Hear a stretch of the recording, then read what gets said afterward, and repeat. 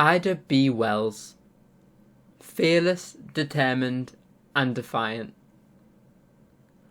On the 16th of July, 1862, Ida B.Wells was born into slavery as the daughter of James and Lizzie Wells. She was born on a plantation in Holly Springs, Mississippi, and no one could have guessed she would become one of the most significant investigative journalists in American history. On the 1st of January 1863, when Ida was 6 months old, she was freed by the Emancipation Proclamation. This was done because they were in a civil war and the North had lost many tactical battles against a seemingly weaker South. They needed to turn the tide.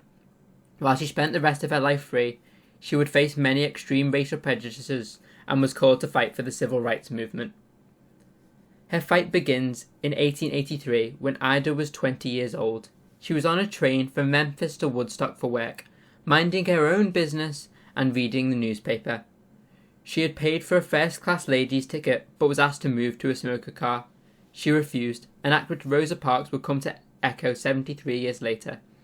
While this particular journey was a struggle for Ida, this began the journey for her to become a renowned activist and journalist. In 1887, she decided to file a lawsuit against the railroad. She won, in a landmark victory, and was awarded $500, no small figure at the time. But then the Tennessee Supreme Court decided to play an Uno reverse card and decided that she had actually lost. Angered by the injustices around her, she began to write columns in local church newspapers and eventually began her own newspaper called Free Speech and Headlight in Memphis. This led to her being dismissed from the school she worked in when she wrote about how African American schools had significantly less funding compared to white schools.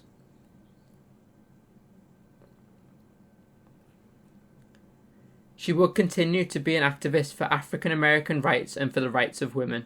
She was a courageous, outstanding light in a particularly dark time, and she remains a hero to millions across the world today.